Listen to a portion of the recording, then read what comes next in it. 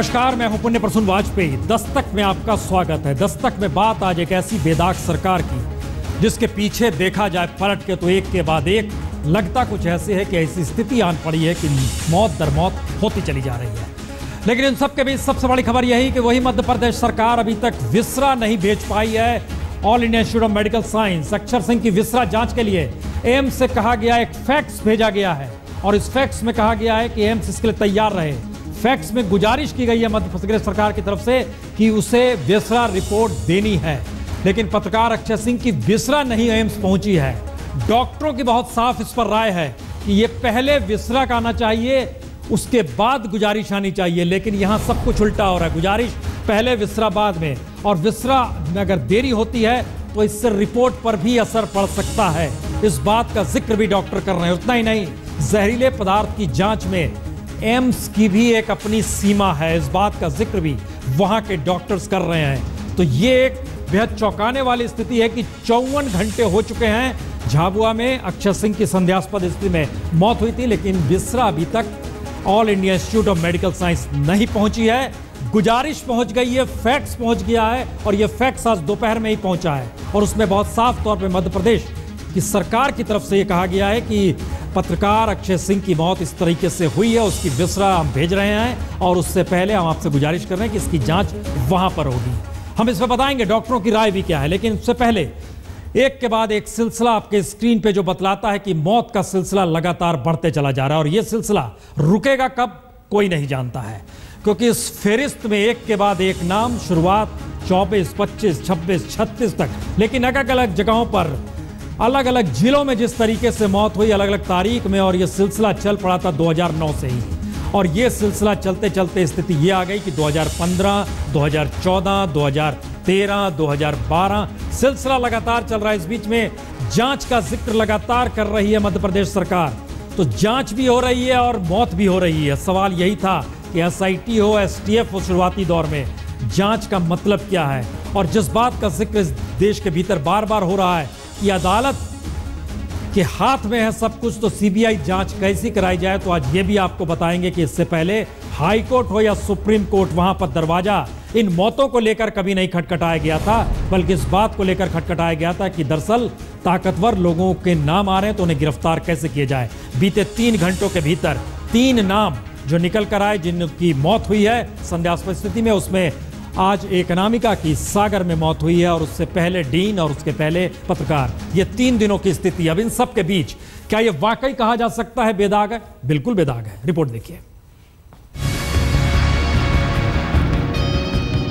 लक्ष्मीकांत शर्मा, प्रेमचंद प्रसाद, सुधीर शर्मा, अजय शंकर मेहता, गुलाब सिंह और सुधीर सिंह भदौरिया, ये वो नाम है जिनका ताल्लुक व्यापम घोटाले के दौर में मध्य प्रदेश के सीएम शिवराज सिंह चौहान से रहा है। लेकिन शिवराज सिंह बेदाग है। जरा सिलसिले को समझें। लक्ष्मीकांत शर्मा शिवराज सिंह चौहान के मंत्रिमंडल में कैबिनेट मंत्री रहे, वो आरोपी हैं, जेल में हैं, लेकिन शिवराज सिंह बेदाग हैं। प्रेमचंद प्रसाद शिवराज सिंह चौहान के निजी सचिव रहे, आरोपी हैं, लेकिन गिरफ्तारी से पहले ही अग्रिम जमानत की व्यवस्था हो गई, लेकिन शिवराज सिंह चौहान बेदाग हैं। सुधीर शर्मा बीजेपी के कोषाध्यक्ष रहे, आरोपी हैं, लेकिन शिवराज सिंह कुछ नहीं जानते, तो वह बेदाग है। अजय शंकर मेहता एक ऐसी एनजीओ के उपाध्यक्ष हैं जिसके अध्यक्ष खुद सीएम शिवराज सिंह हैं, लेकिन उपाध्यक्ष व्यापम में आरोपी हैं, तो भी अध्यक्ष शिवराज सिंह जो सीएम भी हैं वो बेदाग हैं। गुलाब सिंह तो मुख्यमंत्री के समाज के ही हैं जो आरोपी हैं, लेकिन उनके साथ कोई ताल्लुक सीएम के नहीं है। सुधीर सिंह भदौरिया बीजेपी के नेता हैं, व्यापम में आरोपी हैं, उनके रिश्तेदार नरेंद्र तोमर मोदी सरकार में मंत्री हैं, लेकिन शिवराज सिंह का कोई ताल्लुक उनसे नहीं, तो शिवराज सिंह बेदाग हैं।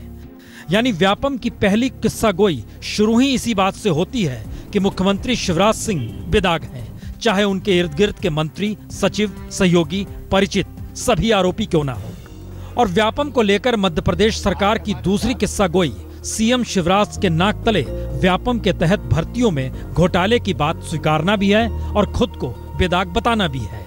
जनवरी 2014 में सीएम ने विधानसभा में माना भर्तियों में गड़बड़ी हुई, लेकिन यह नहीं बताया कि जिन भर्तियों में गड़बड़ी हुई वह विभाग उन्हीं के मातहत है।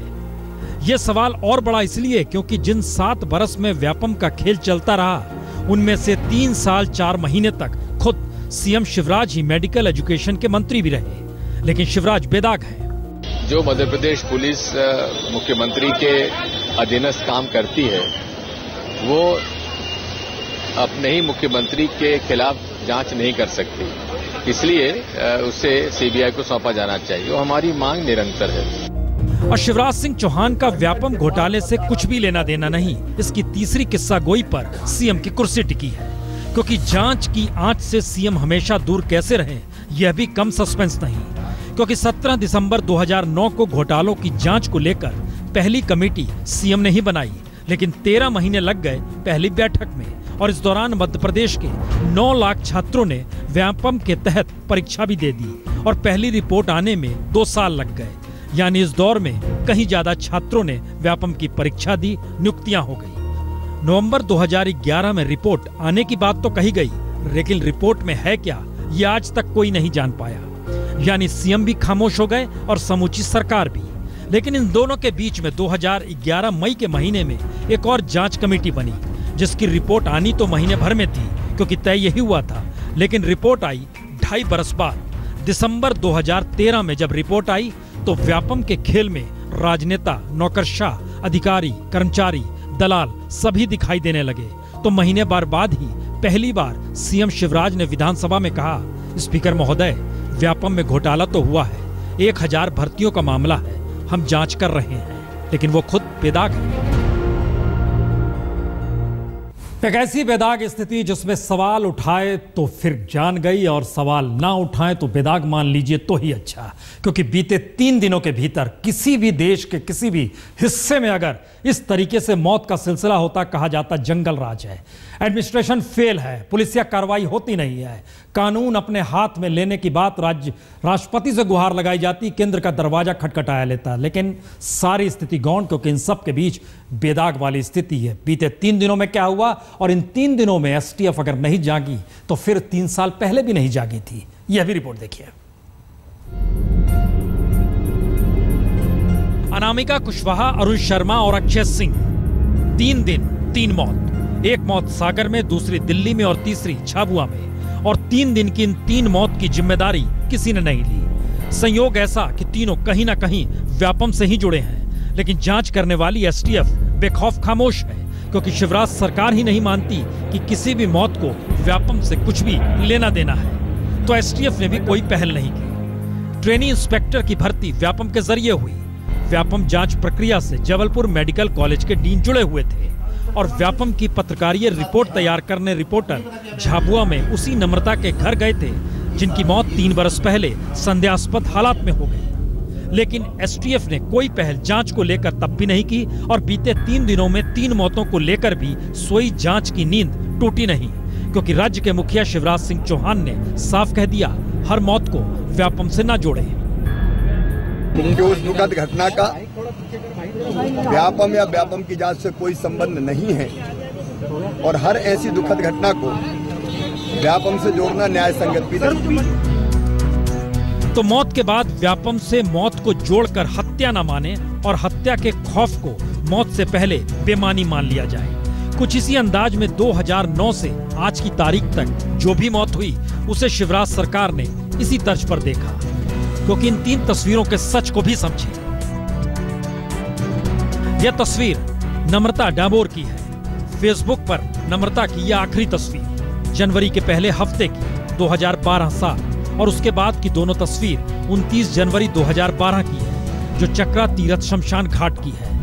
तो नम्रता जो व्यापम के तहत इंदौर के एजीएम मेडिकल कॉलेज में पढ़ रही थी, लेकिन 7 जनवरी 2012 को उज्जैन मक्सी स्टेशन के बीच बेरहुरपुरा रेलवे क्रॉसिंग के पास नम्रता का शव मिला।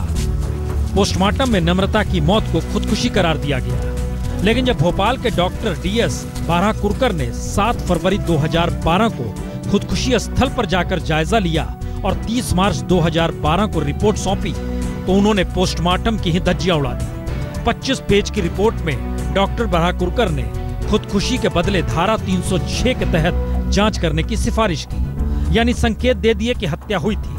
और उसी के घर में जब जांच के लिए आज तक रिपोर्टर पहुंचे, तो उनकी मौत भी संदेहास्पद हालात में हो गई। लेकिन किसी भी मौत को राज्य के सीएम ने व्यापम से नहीं जोड़ा, उस दौर में भी नहीं और इस वक्त भी नहीं। सिर्फ इतना कहा, हर मौत व्यापम से ना जोड़े। कि उस दुखद घटना का व्यापम या व्यापम की जांच से कोई संबंध नहीं है और हर ऐसी दुखद घटना को व्यापम से जोड़ना न्याय संगत भी नहीं।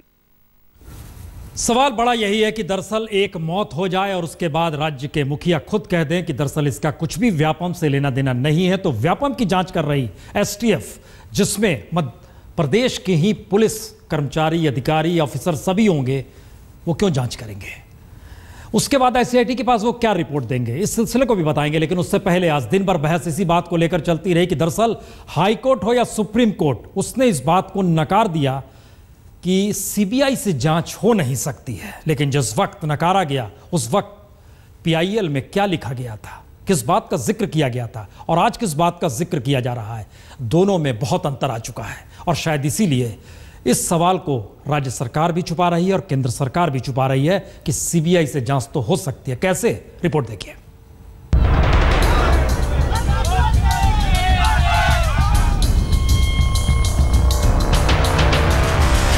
तो क्या व्यापम घोटाले का सच सीबीआई जांच के बगैर सामने नहीं आ पाएगा? लेकिन जिस तरीके से हाईकोर्ट और सुप्रीम कोर्ट के तर्कों का जिक्र करते हुए राज्य सरकार हो या केंद्र सरकार सीबीआई जांच से इनकार कर रही है, तो उसका सच है क्या? दरअसल व्यापम घोटाले पर मध्य प्रदेश हाईकोर्ट से लेकर सुप्रीम कोर्ट ने वाकई यही कहा कि सीबीआई जांच की जरूरत नहीं है और हाईकोर्ट में मामला अप्रैल 2014 में पहुंचा था, तो सुप्रीम कोर्ट में नवंबर 2014 में, और आज उसी को गृह मंत्री राजनाथ ने दोहरा दिया। प्रतिपक्षी राजनीतिक दल हैं, उनसे भी मैं अपील करना चाहता हूं कि कृपया वह इस जांच को प्रभावित न होने दें, क्योंकि यह जांच हाई कोर्ट के सुपरविजन में एसआईटी के द्वारा की जा रही है। तो हाई कोर्ट और सुप्रीम कोर्ट जिस दिन आदेश देगा उस दिन सीबीआई जांच के लिए पूरी तरह से हमारी मध्य प्रदेश की सरकार तैयार है। जाहिर है राजनाथ ने साल भर पहले के निर्णय को ही ढाल बनाया और समूची बीजेपी से लेकर शिवराज सिंह सरकार भी यही कह रही है। लेकिन समझना यह भी होगा कि हाईकोर्ट और सुप्रीम कोर्ट ने सीबीआई जांच की जिस पीआईएल को खारिज किया, उसमें व्यापम में ताकतवर लोगों के नाम सामने आने को आधार बनाया गया था, जिसे अदालतों ने यह कहकर खारिज किया कि एसआईटी सक्षम है। लेकिन अब समझना यह होगा कि हाईकोर्ट से लेकर सुप्रीम कोर्ट तक में यह तस्वीर कभी सामने नहीं आई। यह तस्वीर उन मरे हुए लोगों की है जो कहीं ना कहीं किसी न किसी रूप में व्यापम से जुड़े थे। जी, व्यापम से जुड़े लोगों की मौत लगातार हो रही है। यानी सवाल ताकतवर लोगों के नाम पर उनकी गिरफ्तारी में अड़चन आने का अब नहीं है, बल्कि व्यापम से जुड़े आरोपियों से लेकर जांच करने वालों की जान जाने का है और जान के खतरे का है। और हाईकोर्ट को भी किसी ने नहीं बताया कि अप्रैल 2014 में उसके फैसले के बाद से 25 लोगों की मौत हो चुकी है और सुप्रीम कोर्ट में भी किसी ने नहीं कहा कि उसके नवंबर के फैसले के बाद से 30 लोगों की मौत व्यापम में हो चुकी है। तो सवाल है कि इन मौतों का जिम्मेदार है कौन? और सवाल यह भी है कि अगर सीबीआई जांच कर रही होती तो हादसा दर हादसा या फिर मौत दर मौत जो जा रही है वो नहीं जाती। लगभग 46 लोग इस व्यापम घोटाले से जो प्रत्यक्ष या परोक्ष जुड़े थे वो अपनी जान से हाथ धो चुके हैं। ऐसे में क्या न्याय और सत्यता, क्या उनकी मांग ये नहीं है कि supreme court monitored CBI investigation इसकी की जाए? और ऐसे में आखिरी सवाल यही है कि अगर शिवराज सरकार सीबीआई जांच की बात भी नहीं कहती और लगातार होती मौतों की भी जिम्मेदारी नहीं लेती, तो क्या हाईकोर्ट और सुप्रीम कोर्ट को अब खुद इस बाबत कोई पहल नहीं करनी चाहिए? वैसे आज सुप्रीम कोर्ट ने व्यापम घोटाले से मध्य प्रदेश के राज्यपाल के कथित तौर पर जुड़े होने और इस कारण से उन्हें पद से हटाए जाने की मांग के मामले की सुनवाई करने की तैयारी कर ली है और 9 जुलाई को इसकी सुनवाई भी होगी। लेकिन आखिरी सवाल फिर वही है, इससे पहले जो हाईकोर्ट और सुप्रीम कोर्ट में मामला पहुंचा था वो ताकतवर लोगों के मद्देनजर था और अब जो देश भर में आवाज उठ रही है वो मौतों के सिलसिले को लेकर। घोटाला मध्य प्रदेश में, जांच मध्य प्रदेश में और इन सब के बीच मौतों के बाद, सिलसिले के बाद पोस्टमार्टम मध्य प्रदेश में, बिसरा रिपोर्ट मध्य प्रदेश में जांची जाती थी। पहला मामला है जिस बात का जिक्र हो रहा है कि अक्षय की बिसरा रिपोर्ट एम्स तक आए, लेकिन मुश्किल यह है कि 56 घंटे हो गए हैं और एम्स से गुजारिश का फैक्स कर दिया गया है, लेकिन इन सब के बावजूद भी विसरा अभी तक नहीं भेजा गया। डॉक्टरों की राय बड़ी साफ है, जितनी जल्दी विसरा आएगा रिपोर्ट उतनी कम प्रभावित होगी। हालांकि जहरीले पदार्थ का जो जिक्र हो रहा है लगातार, उसको लेकर एक स्थिति यह भी है कि एम्स की भी अपनी सीमाएं, और इसी बात को लेकर हमारे संवाददाता बालकृष्ण आज एम्स के डॉक्टरों के पास पहुंचे जानने के लिए और समझने के लिए क्या वाकई एक मुश्किल काम है।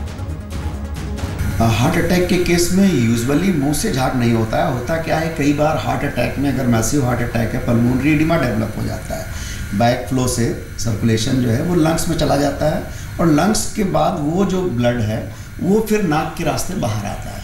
तो कुछ तो नाक और मुंह का दोनों का नली एक ही है, जॉइंट है, तो कुछ तो नाक से निकलता है, प्लस साथ में कुछ जो है मुंह से भी आ सकता है, बिल्कुल आ सकता है। पॉइजन है नोन जो कि हार्ट अटैक जैसे सिम्टम्स को मिमिक करते हैं, जिसके देने से ऐसे सिम्टम्स आए, ऐसे मौत हो जैसे हार्ट अटैक। हाँ बिल्कुल, जब हम पॉइजनिंग देखते हैं तो अगर हम उसको पॉइजन्स के ग्रुप्स को क्लासिफाई करते हैं तो एक तो जनरल पॉइजन्स हो गए, ठीक है, कोरोसिव्स हो गए, जैसे एसिड एल्कली वाला ग्रुप हो गया।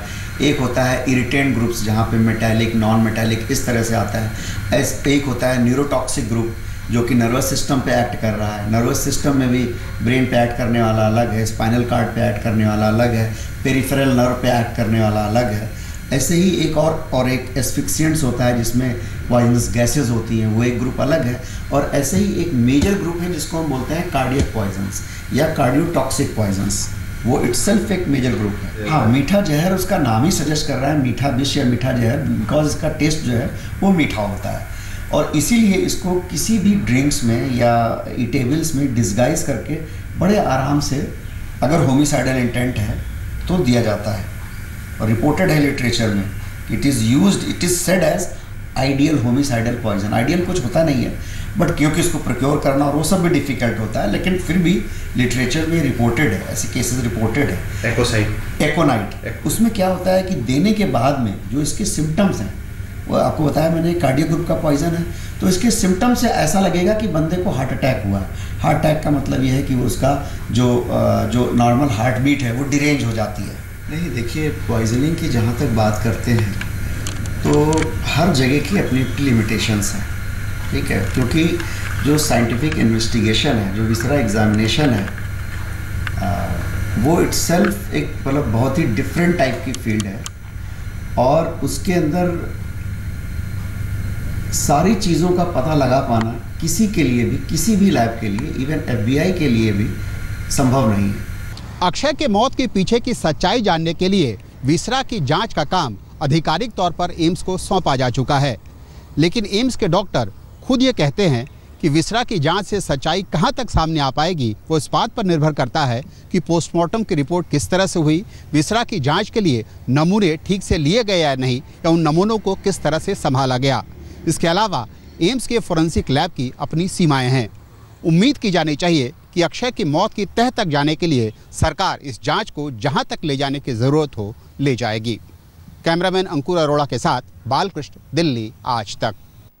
एक सवाल ये, बेदाग लिखने के नीचे अगर डेंजर की हड्डी बना दी जाए तो इसका मतलब क्या ये भी है कि हर कोई मध्य प्रदेश के भीतर खतरे में है, चाहे वो SIT के 3 सदस्य क्यों ना हो? छोटी सी रिपोर्ट देखिए। मध्य प्रदेश हाईकोर्ट के retired justice Chandresh Bhushan, CRPF के पूर्व विशेष निदेशक विजय रमन और NIC यानी राष्ट्रीय सूचना केंद्र के पूर्व उप निदेशक CLM रेड्डी, यही तीनों शख्स हैं जो SIT के सदस्य हैं, और नवंबर 2014 में बनी SIT के तीनों सदस्यों की पहचान अपने अपने क्षेत्र में बेदाग रही है। लेकिन सवाल यह है कि SIT को हाईकोर्ट ने अपनी निगरानी में बनाया जरूर, लेकिन इनके पास रिपोर्ट तो STF की ही आती है, जो कि मध्य प्रदेश की पुलिस है। यानी SIT अपने बूते कुछ कर नहीं सकती, और STF की जांच के तौर तरीके शिवराज सरकार से प्रभावित होंगे नहीं, इसे ना तो कांग्रेस मानती है और ना ही कोई दूसरा मानने को तैयार है। और शायद इसी वजह से आलम यह हो चला है कि पिछले ही महीने 22 जून को SIT के सदस्यों ने अपनी जान के खतरे की जानकारी भी हाई कोर्ट को दी। जो ये मौतें हो रही है, ये विचार का विषय तो अवश्य है, क्योंकि इसीलिए तो हमने तो पूछा, इसके पहले किसी ने थोड़ी कुछ कहा था। SIT के जानकारी में जब आया मॉनिटरिंग करते हुए कि भाई इस तरह मृत्यु हुई, तो हमने कहा भाई इसका किसी तरह से व्यापम से कुछ कनेक्शन तो नहीं है, इस बात की भी जांच करनी।